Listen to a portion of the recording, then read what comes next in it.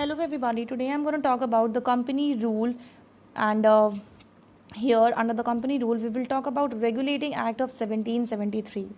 So this Regulating Act of 1773 is very important for us to understand because it was of great constitutional importance as it was the first step taken by the British government to control and regulate the affairs of the East India Company. सो ये इसलिए important हो जाता है क्योंकि पहली बार British government ने एक ऐसा नियम लेके आया था जहाँ पे वो कंट्रोल और रेगुलेट करेगा ईस्ट इंडिया कंपनी के अफेयर्स को. ठीक है, this was happening for the first time.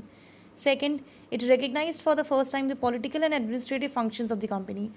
अभी से पहले कभी भी ब्रिटिश गवर्नमेंट ने ऐसा नहीं किया था, but for the first time British government recognise कर रहा है कि yes this is the political function and this is the administrative function of the company.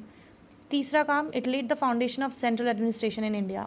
India में सेंट्रल एडमिनिस्ट्रेशन होना स्टार्ट हो चुका था from the regulating act of 1773. So now let us understand what are the features of this act.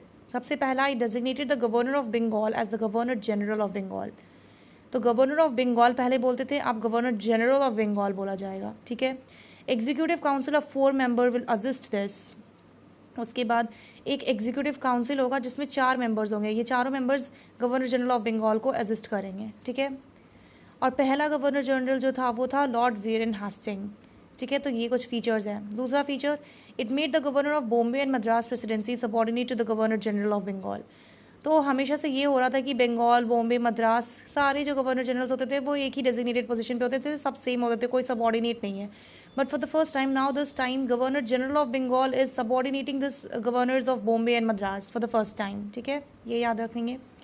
तीसरा, it provided for the establishment of a supreme court at Calcutta comprising 1 chief justice and 3 other judges. So for the first time Supreme Court of India was created, established, and it will comprise of about 1 chief justice and 3 other judges. ठीक है.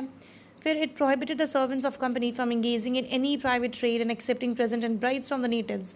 पहली बार ऐसा हुआ था कि जो भी सर्वेंट्स हैं कंपनी के वो कोई भी प्राइवेट ट्रेड में इंगेज नहीं होंगे, कोई प्रेजेंट और ब्राइब्स एक्सेप्ट नहीं करेंगे नेटिव से. ठीक है.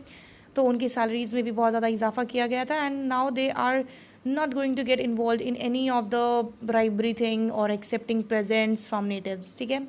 फिफ्थ था, it strengthen the control of the British government over the company by requiring the court of directors to report to its revenue, civil and military affairs in India.